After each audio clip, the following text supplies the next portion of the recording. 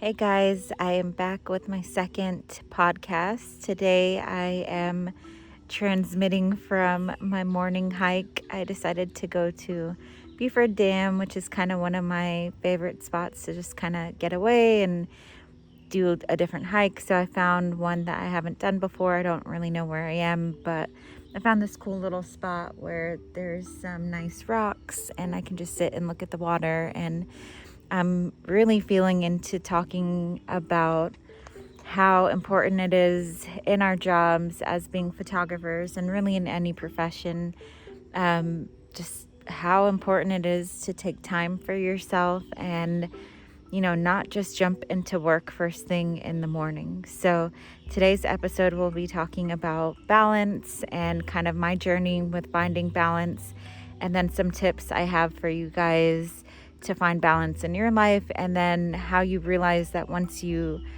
take that time for yourself, you really end up being more productive. You feel better. You don't feel the overwhelm of the stress of dealing with clients all the time.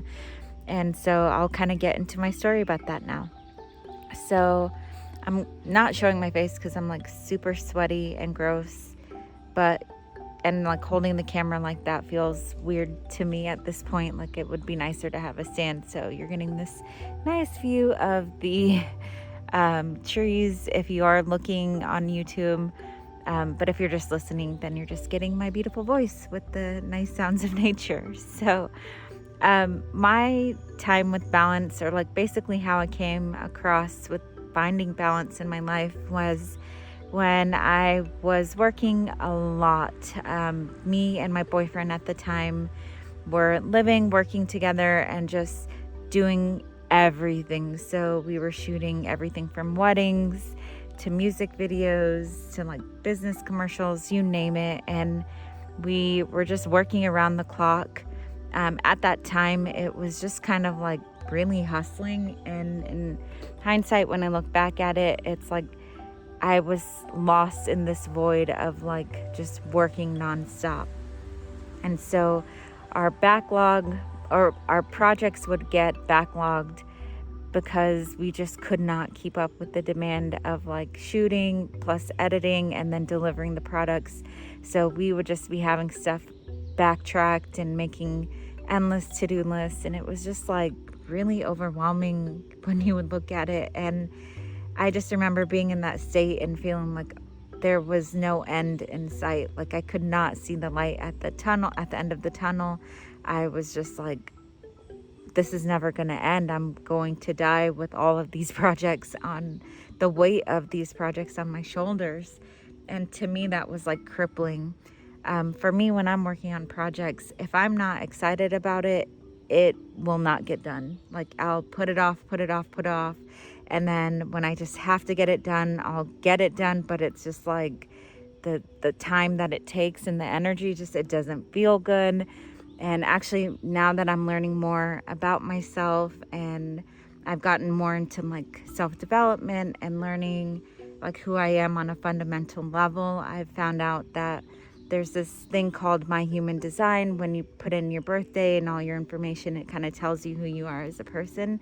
And when you're not living in design with that, then you have like, you're frustrated, like things are just not working out, that kind of thing.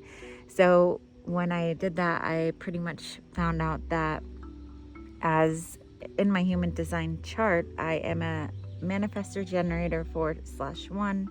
So what that means is that if I'm not like excited about something, and I work with my sacral, so everything goes with the chakra system.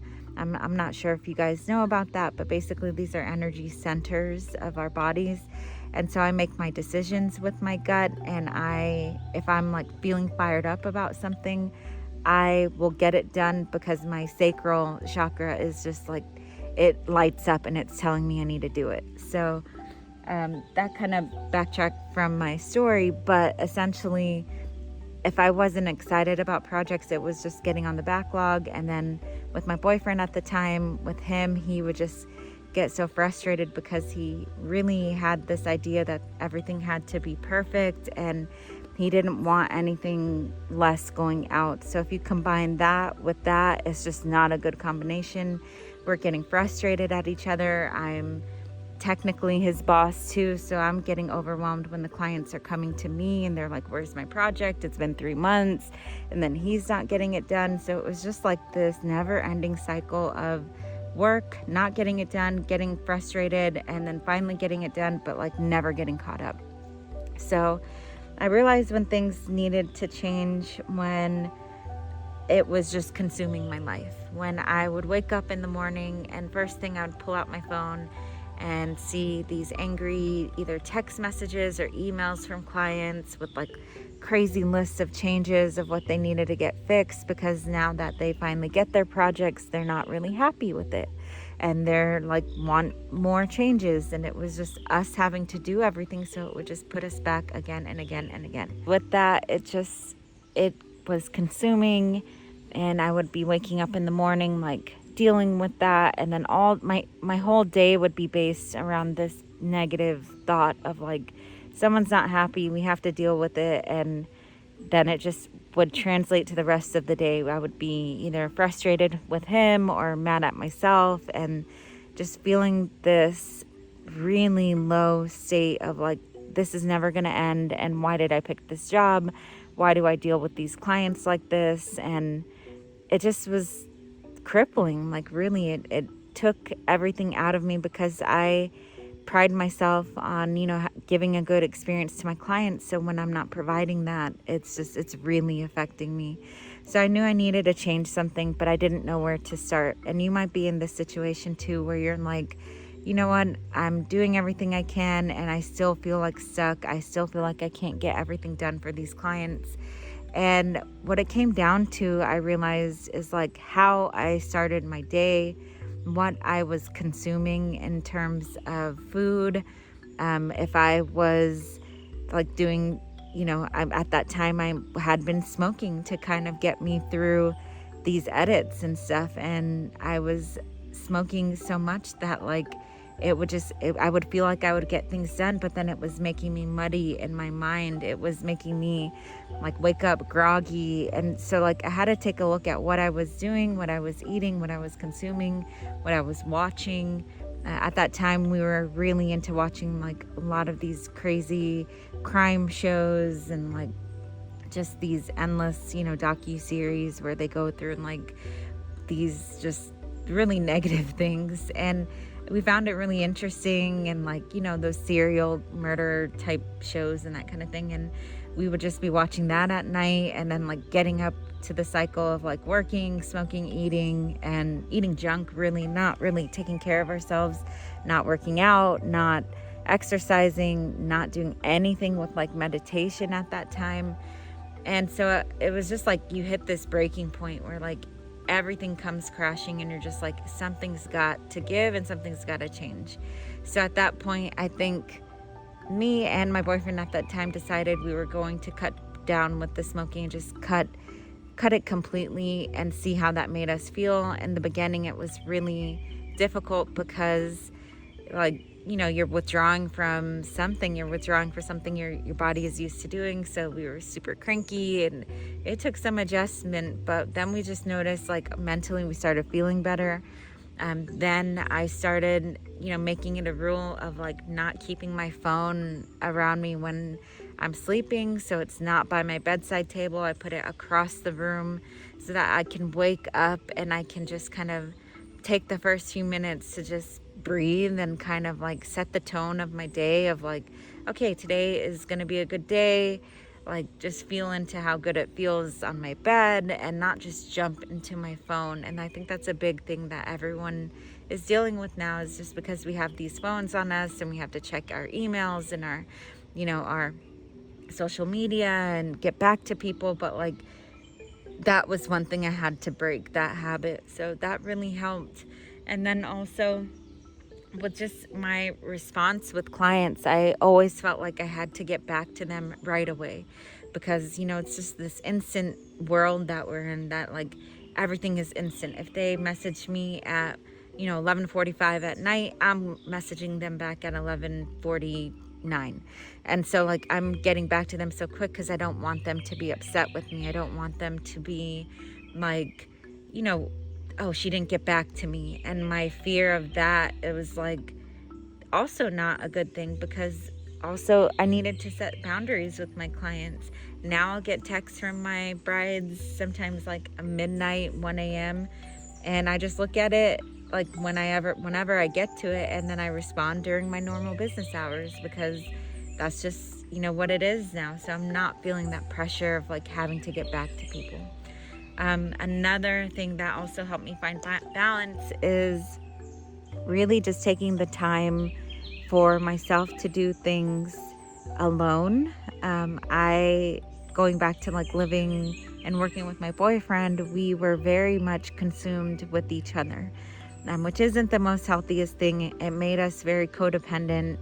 It made the relationship kind of have a strain too, because we depended on each other to get things done. So like he needed me, I needed him, and that wasn't the best. And also me, as like I'm really into like the birthdays and zodiac and that kind of thing, and I'm an Aquarius, so I really thrive. I need time alone, just time alone to think, time alone to like get away. And I wasn't getting that. I wasn't setting aside that time to do my own thing. If I was, it was starting to go to the gym more, and then I was really loving how that felt. So finding that time alone really will transform your whole life, I feel like. So those are my key things, really, is just making sure that you find time for yourself. You don't wake up and just jump into work. You take the time to be alone, to be in your thoughts. Also, another thing that really helped me is journaling, starting a journal where I could really just, get my emotions out, get my frustrations out, and be able to express, how I was feeling at that time. And I still keep that up. I still really believe that doing things like that really set the tone of the day. They help you release things. And then it's nice really to look back and see your journal entries and see how things have changed, how your mindset has changed. Another thing is also, looking at what you're consuming, looking at what is around you, your environment. That's a key thing, is your environment, because at that time that we were in this, really messy state of mind, our house at the time was a mess. We had so much clutter, so much junk, so much stuff just accumulating, and we both were victims of just not even victims. We were pretty much always buying stuff, consuming, buying. We needed this to shoot. Or, okay, we needed this to start this project. And the stuff would just get more and more and more. And at one point, it's just my garage is filled up. The living room is filled. The bedrooms are filled. There's stuff everywhere. And at that time, naturally, I just wasn't that big into cleaning. I kind of was just had an organized mess. So if you looked in the drawers and that kind of stuff, it was just junk, and I'd rather just put it away and not deal with it. And one thing with my boyfriend at that time, he could not stand a mess, and he kind of helped me figure out that it's really good to clean your space. And I started developing better habits of putting things away and making my bed in the morning. It was nice to come back in the evening and have a ready-made bed, and things are just in its place. And I never realized how much these things matter until I figured out that what was around me really affected me. When I had a clean space, when I had a clean office, a clean desk, I wanted to work. When it was filled with junk, when there's dishes in the sink, it just, that mindset of just seeing everything that collect just kind of kept us in that same loop of not being able to get things done and not being able to finish our projects and that kind of thing. So fast forward to life now, it looks a lot different. So life for me now is really taking the time for myself, really setting aside that Mondays even, I'm not jumping into meetings. I'm not jumping into, talking to clients right away. Monday is my day to just kind of get reset, get restarted for the week. Also for taking meetings, not keeping myself super available all the time. Now I limit myself to 2 to 3 days a week with limited hours. I get my day started. My day is like this. My day starts with, me getting up and feeding my dog and just kind of, giving time to him in the morning, then getting ready, going to the gym or going on a hike, doing something to where I'm more active, and then doing some type of meditation, either Reiki or, just a meditation laying down in the house or grounding. I really love to be outside in nature, putting my feet into the earth and breathing into it. So different breath work. So basically I'm doing all of that before like 12 o'clock. And so after 12, I kind of, take my shower, get reset for the day, and then my work, quote unquote, work day starts. So then I'm kind of doing, whatever office work I need to get done. And then I'm leaning into like ending my work around like 5:30 to 6. And that's usually when I'm back in the kitchen and I'm making dinner. And that's like a really nice cycle for me because I feel like I'm giving myself time in the morning, in the afternoon, and then kind of setting the tone for the day, then working for a few hours where I feel like I have that energy to work, and then getting into my night routine where I like to make dinner, have dinner, and then just kind of ease into the night. And lately I've been doing more meditations in the evening as well. That's really helped me just kind of clear my thoughts and get ready for the next day and that type of thing. So I hope this information helped. I hope sharing my story of, where I started with finding balance and how I have found balance in my life now has, inspired you to make some changes in your life, because you'll really start feeling better when you put that time into yourself and when you just stop giving yourself to your clients and stop making yourself so available and really harnessing in on the things that make you feel good. So even if it's like, seeing your friends and setting time for like having girls' night or just like getting away from work, it's gonna make you feel better when you're not completely consumed. And then you're gonna be a better, business owner. You're gonna be a better partner. You're gonna be a better family member when you are feeling good and you're not feeling so on edge that like, oh my God, everyone needs everything from me. Because we give ourselves so much to our clients, we have to be able to conserve and take our energy back. And for us to be more productive and feel good, it's not selfish to take that time. And I think that's a big thing that people, have a misconception of, is that, oh, it's being selfish when you don't give your time to your clients and that kind of stuff. And I remember used to feeling so much guilt of like posting stories when I was on like a mini vacation, when I had an endless, editing queue of people that wanted their stuff back. And I used to just not even share stuff because of that, because I didn't want people to be feeling salty. And now it's like, you know what? I have a timeline for things. Actually, now I have a whole structure of doing things, which I can get into in another episode. But this really helps things get done efficiently. Now I can live my life. Now everything gets managed. And life is a breeze when you give yourself time. So hope that was fun for you. And if it was, like it, or whatever this is on, do something. It's cool. All right, guys. See ya.